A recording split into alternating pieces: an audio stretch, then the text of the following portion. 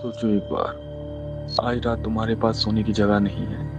न घर, न बिस्तर, न कोई दरवाजा, बस एक फुटपाथ। और ये उम्मीद की सुबह आ जाएगी। 1985 में मुंबई में कोई था जो एग्जैक्टली ऐसे लोगों को ढूंढ रहा था। और वो इतना परफेक्ट था कि 40 साल बाद भी हम नहीं जानते कि वो कौन था।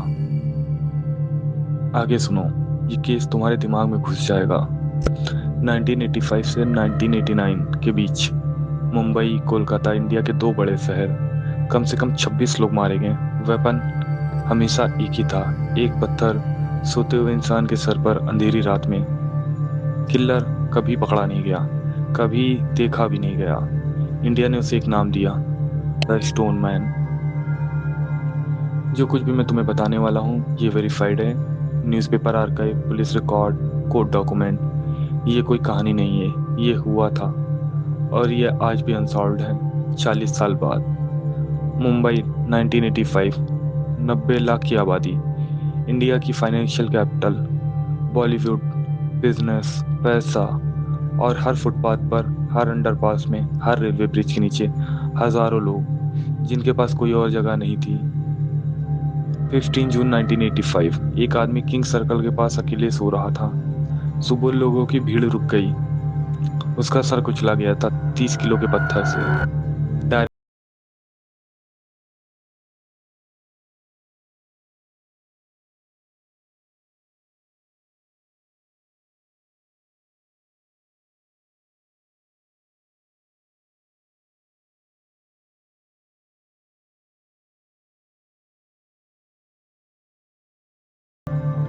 फिर एक और, फिर एक और, फिर एक और। छठवें मर्डर पर तब जाके मुंबई पुलिस ने अपनी फाइल उठाई और रियलाइज करा वो एक सीरियल किलर को देख रहे थे। सोचते हैं एक बार, 6 मर्डर, सब होमलेस, सब अकेले, सब रात में 11 से 4 बजे के बीच। हमेशा 30 किलो का पत्थर, हमेशा एक ही वार। कोई चोरी नहीं, कोई गवाह नहीं, कोई मोटिव नहीं। 30 किलो, ये इंसान 30 किलो का पत्थर उठा रहा था, सोते हुए शहर में ले जा रहा था और किसी के सर पे गिरा रहा था, पूरी खामोशी से। और किसी ने कभी नहीं देखा। सोचो कौन कर सकता है ये। आगे मैं तुम्हें बताऊंगा, लेकिन पहले ये सुनो। एक सर्वाइवर था, एक होमलेस वेटर, सियोन में सो रहा था। उसने कुछ महसूस किया अपने ऊपर। वो थोड़ा हिला वक्त पर, पत्थर चूक गया। वो भागा, पुलिस स्टेशन गया। डिटेक्टिव ने पूछा कि स्टोनमैन कैसा दिखता था। उसने कहा, पता नहीं, अंधेरा था, मैं सो रहा था। जब तक समझा वो जा चुका था।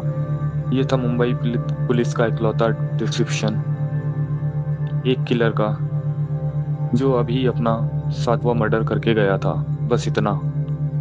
पुलिस ने शहर में ऑफिसर डिप्लॉय करे, अंडरकवर, फुटपाथ पर लेटे हुए, सोने का नाटक करते हुए, हाथों में छुपे हुए वेपन्स, बस इंतजार।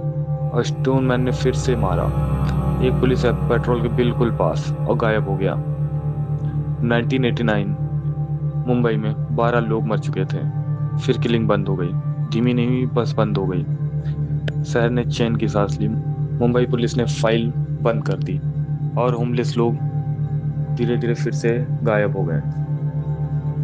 तुम्हें लगता होगा स्टोरी बस इतना था, स्टोरी खत्म, लेकिन नहीं, ये तो अभी शुरू हुआ था।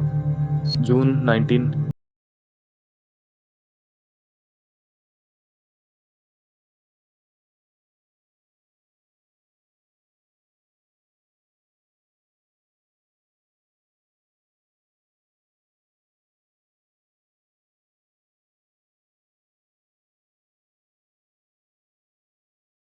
ये वही इंसान है।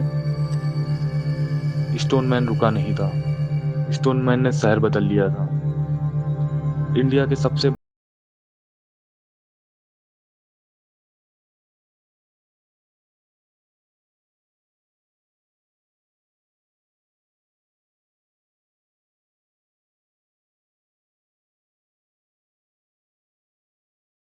सीजन आइडेंटिकल, और वो भी इनविजिबिलिटी बिल्कुल आइडेंटिकल।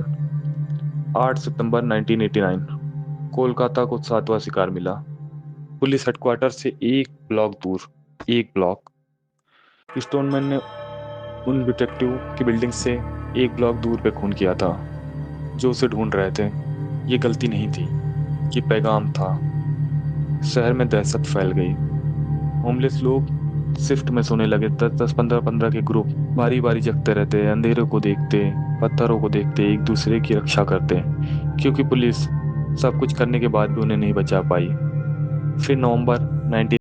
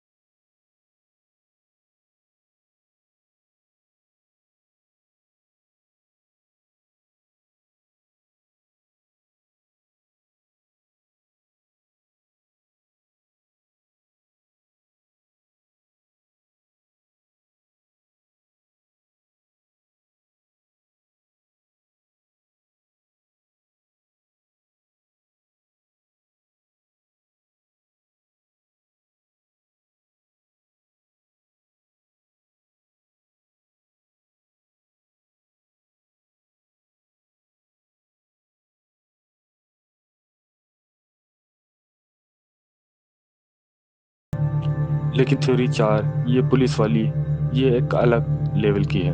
ये वो थ्योरी है जो इन्वेस्टिगेटर्स ने सालों तक विस्पर की लेकिन कभी ओपनली नहीं बोली। किलर को पुलिस पर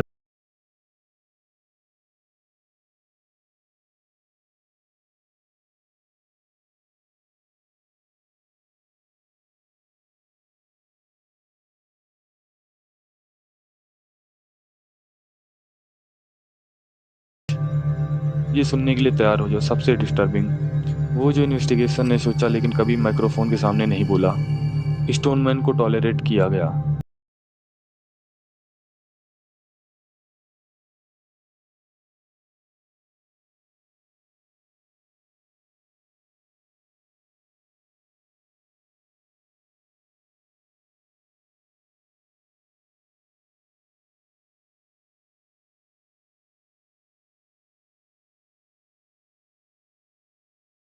रिपोर्ट करने वाली, कोई वकील नहीं जवाब मांगने वाला, कोई पॉलिटिशियन नहीं जिसके वोट की परवाह हो। वो मिटा दिए गए और शहर ने होने दिया। 26 लोग मारे गए। इनमें से ज्यादातर का नाम किसी ऑफिशियल रिकॉर्ड में नहीं है। वो लाशों की तरह काउंट किए गए, लोगों की तरह नहीं, बेटियों की तरह नहीं, बाप की तरह नहीं, अपनी कहानियों वाले इंसानों की तरह नहीं। बस लाशें फुटपाथ पे मिली, काउंट की गई, फाइल की गई, भुला दी गई। कोलकाता की आखिरी मर्डर के 27 साल बाद असम में इसी तरह की किलिंग शुरू हुई। एक आदमी पकड़ा गया। वो ओरिजिनल स्टोनमैन नहीं था, वो भी नहीं सकता, बहुत छोटा था, लेकिन उसने वो कहानियां सुनी थी। उसने एक ब्लूप्रिंट ढूंढ लिया था किसी ऐसे इंसान का जो कभी पकड़ा नहीं गया, और उसने किया। ये केस सिर्फ एक अनसॉल्व मिस्ट्री नहीं, ये एक वार्निंग है। ये हम नहीं जानते हैं यकीन के साथ कि 1985 से 1989 कम से कम 25 लोग नींद में मारे गए। किलर कभी आइडेंटिफाई नहीं हुआ, कभी फोटोग्राफ नहीं ली गई, कभी अरेस्ट नहीं हुआ। केस फाइल आज भी है मुंबई और कोलकाता के आर्काइव में, कभी ऑफिशियली बंद नहीं की गई, बस कभी सॉल्व नहीं हुई। और ये मैं जो सोचना बंद नहीं कर सकता। स्टोनमैन ने दो शहरों में सबसे इनविजिबल लोगों को चुना, वही लोग जिनकी मौत का सबसे कम गुस्सा होगा, सबसे कम जांच होगी, जवाब के लिए कम प्रेशर होगा। ये चुनाव रैंडम नहीं था। इसके लिए समझना पड़ता है कि किसके जीने की अहमियत है और किसके नहीं। ये किसी बेमिसाल किलर की साइकोलॉजी नहीं, ये उस इंसान की साइकोलॉजी है जिसने पावर को समझा था। स्टोनमैन केस सिर्फ एक ट्रू क्राइम स्टोरी नहीं है, ये एक सवाल है। कौन से मर्डर सॉल्व करना सोसाइटी चुनती है, कि किसके मौत की अहमियत कौन डिसाइड करता है। तुम्हारी क्या थ्योरी है? एक किलर, दो शहर, 4 साल का फर्क।